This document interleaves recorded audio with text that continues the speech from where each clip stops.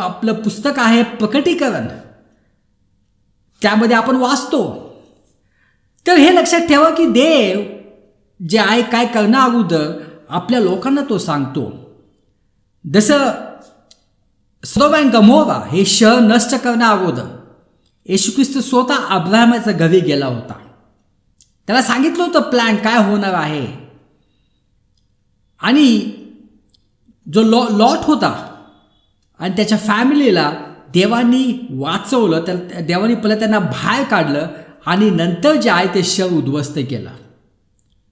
दुसरी गोष्ट म्हणजे नोहाच्या वेळेस काय झालं. नोहाच्या वेळेस देवाने नोहाच्या द्वारे 120 वर्ष नोहा जो आहे तो लोकांना संदेश देत होता की महापूर येणार आहे, म्हणून तुम्ही पश्चाताप करा. तर म्हणण्याचा उद्देश काय की देव आपल्याला अगोदर पुष्कळ गोष्टीची वॉर्निंग देतो आणि मग त्या घटना होतात.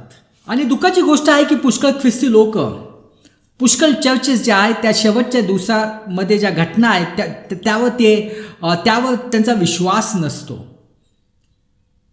ते म्हणतात असं काय नाही आहे. ते जे आहे